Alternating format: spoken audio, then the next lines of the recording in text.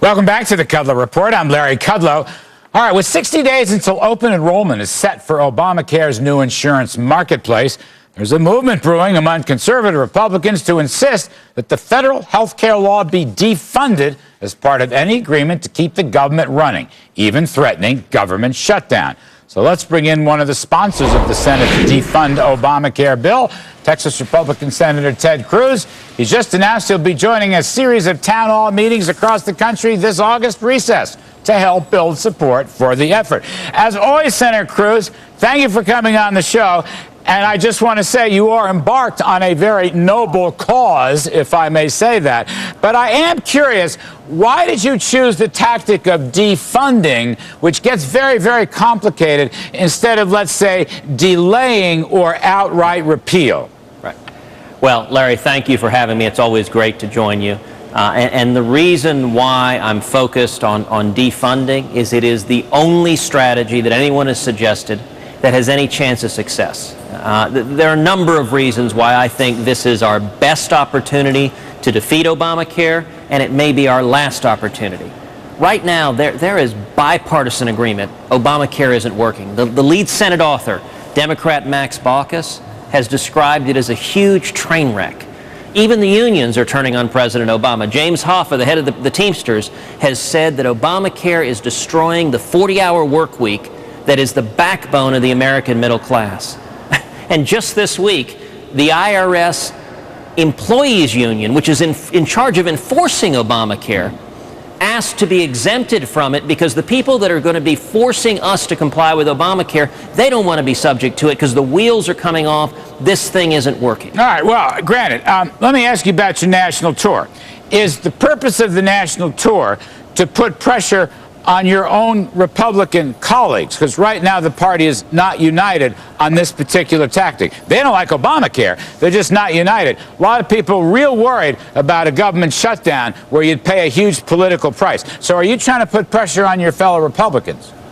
The purpose of the tour is to mobilize and energize the American people. Listen, if ordinary Washington rules apply, we can't win this fight.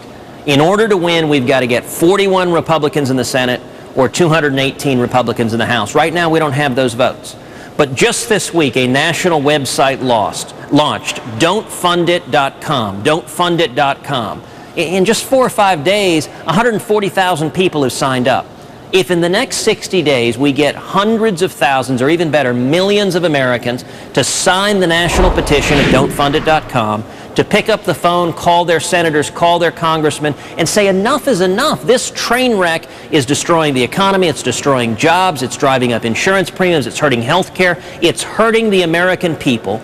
And the most important constitutional check that Congress has on an overreaching president is the power of the purse. Well, if Republicans stand together, we can actually succeed in defunding it. All right, I agree. But problem I have, you probably knew this is coming, I'm a guy who's very hawkish. I don't want to mess with the debt ceiling. I don't want to mess with increases in the debt ceiling. You're going to get into a whole lot of trouble, not just in Washington, where I think the GOP would pay a huge price, but up here in New York and around the world. I mean, nobody wants to see you mess with the debt ceiling. So that's the only issue I have, and that's why I'm surprised you didn't want to go for either delay or repeal. Well, Larry, this strategy has nothing to do with the debt ceiling. It doesn't impact it at all. What I think should happen is the House of Representatives should pass a continuing resolution that funds the entirety of the federal government except for Obamacare, and that explicitly prohibits spending any money, federal money, either discretionary or mandatory, on Obamacare. Now, that wouldn't impact the debt ceiling at all. What would happen next, we know because we've seen this play before.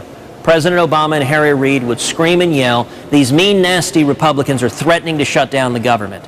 And at that point, we'd have to stand up and win the argument, go and say, no, we have voted to fund the government. We want to keep the government running. We don't want a partial temporary shutdown.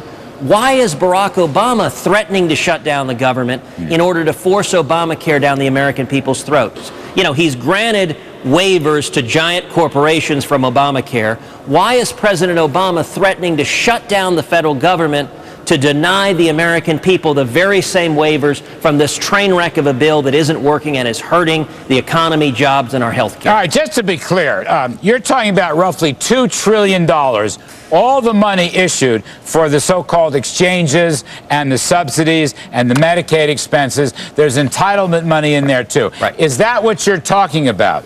Defunding it all. I've filed legislative language that I think should be attached to the continuing resolution that prohibits 1 penny of federal money, discretionary or mandatory. If that passed into law, Obamacare would be entirely defunded and halted in its tracks. All right, we're going to leave it there. Wish you luck on the national tour. Senator Ted Cruz, thanks for coming back on the show. All right, let's switch gears, go to the House.